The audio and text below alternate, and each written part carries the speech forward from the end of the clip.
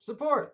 Subscribe to my vlog and help me hit 200 subs by September 30th. Hello and welcome to the OGGM Adventures. I am your grumpy guide to all things gaming, the OGGM. It is day 17 of RPG A Day 2020. It is about this time every year where I decide to start doing my own RPG A Day 2020 because I can. So, day one of my version of RPG A Day 2020, and the word is first. First, what is the first published adventure ever for Dungeons and Dragons? Now, there's a lot of confusion about this because many people think Keep on the Borderlands is the first published adventure, which it's not. And many people think Village of Hamlet, Temple of Elemental Evil is the first published adventure, which it's not.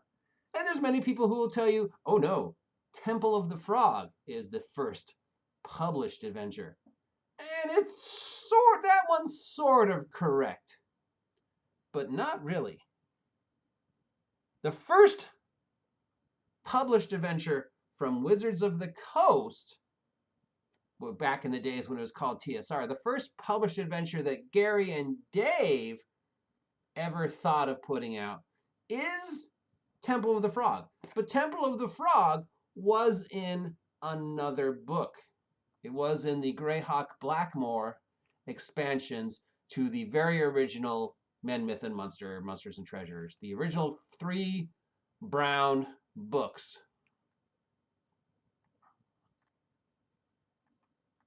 But Temple of the Frog, which was in Supplement 2, 1975, Blackmoor, and Book 3 of the original D&D game, devoted 2 pages to a dungeon level, but the sample falls short of a complete dungeon, which would later possibly become Temple of Moloch, which we would see in the Blue Book and the Red Book, which would then go on to become the very iconic Moloch thing.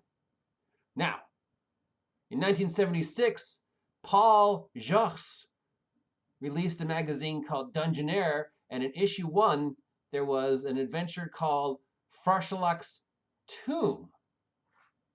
But that was part of a magazine. It was not a published, standalone D&D adventure from somebody who was, or sort of, but not really, part of TSR at the time. The first published, standalone adventure for Dungeons & Dragons is Palace of the Vampire Queen. Palace of the Vampire Queen exists long before Strahd and long before Ravenloft. There was 4 or 5 different versions of it, but the one we most know and love came out around 1975, 1976, Palace of the Vampire Queen. It is the first module published, but only after a few disqualifications, i.e. there were adventures, there was the 3-page dungeon in the book 3, there was Temple of the Frog in Blackmoor, but that was more of a chainmail scenario rather than a dungeon. There was Farlock's Tomb, but that was in a magazine. It was not a standalone adventure. Palace of the Vampire Queen, 1975, 1976, was the very first standalone adventure. Now, the reason why there were no standalone adventures is because Gary didn't think there would need to be one. He said no one would buy published dungeons because dungeon masters could easily create their own.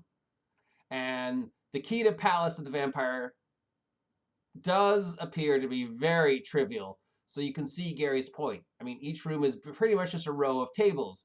It says room number, number of creatures encountered, and contents of the room. There wasn't really enough imagination in there to make it different than anything you as a DM could write at the time. Now, the reason why TSR decided to finally publish this after the other original publication was they saw success in reselling blank character sheets from the same authors. The authors, Strategic Review, they had the character Archaic, a set of character sheets for D&D in Empire of the Petalthrone. This was February 1976. So they saw that there was a market for independent stuff. So they started publishing or distributing Palace of the Vampire Queen because they saw that it was, from the same people, and it was something people were interested.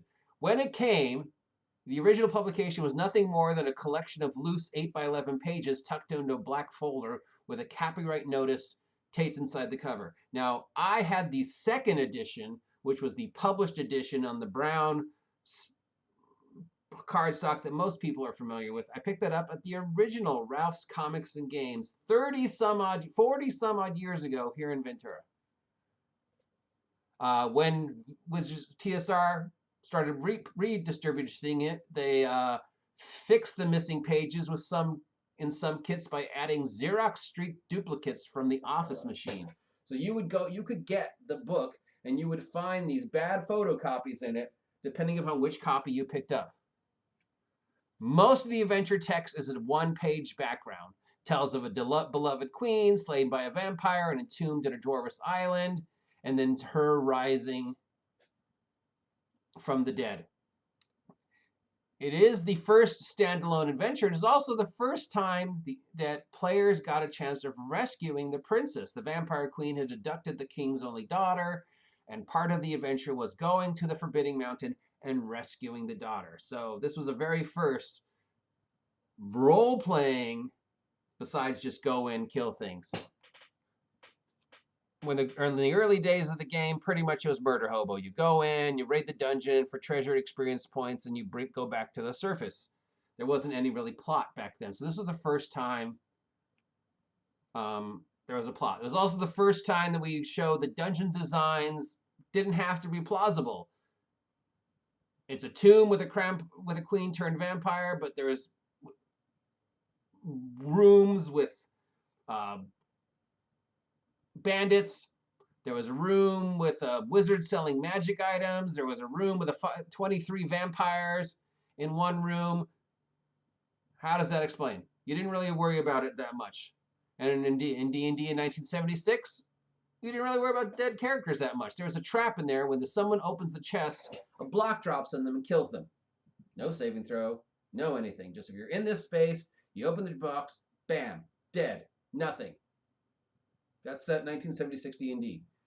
In level 2, there was 35 vampires. On level 5, there was a barlog. Of course, back then, you probably stood a better chance with the barlog, as it only had 2 attacks and 41 hit points, than you would today's barlog, who has 262 hit points and a fire aura. In 1976, no one knew how to present a dungeon, or really agreed on how to play. The Palace of the Vampire Queen is sketched out to the basics, barest, most as limited, succession as possible. The dungeon made no sense. People were writing house rules. There was constant letters to Gary about confusion, and if you wanted to make the dungeon come to life, you had to do most of the work. There's a trap in there where there's, sand. Just you find a room with bags of sand, and then you find another room with an invisible chime of opening. How are you ever going to find an invisible chime of opening? But to clarify, 1975, 1976, the first standalone published adventure for Dungeons of the Dragons, TSR's Dungeons of the Dragon, as it was originally imagined in its very unique, original Greyhawk Blackmore mess. It's not Keep of the Borderlands. It's not Temple of the Elemental Evil, which we will talk about next time. It is not Against the Giants. It is Palace of the Vampire Queen from Strategic Review. Palace of the Vampire Queen currently goes for, I think, let's see. Oh, well, it's not as much as it used to be. It's only $17 on eBay now. $20, $19. I remember seeing it for up to $500 in the old days, but now I guess it's not worth that much. These are probably actual copies of the original. I think the original's worth a lot more because there's none left. But yeah, $17. So if you're on eBay and you see a copy, pick it up just to see how far the game has evolved from a 10 by 10 room with 35 vampires in it to today, where there are still 10 by 10 rooms with 35 vampires. RPG a day, 2020, my take, the first word first, the first published standalone adventure for TSR's Dungeons of the Dragons, Palace of the Vampire Queen. Later.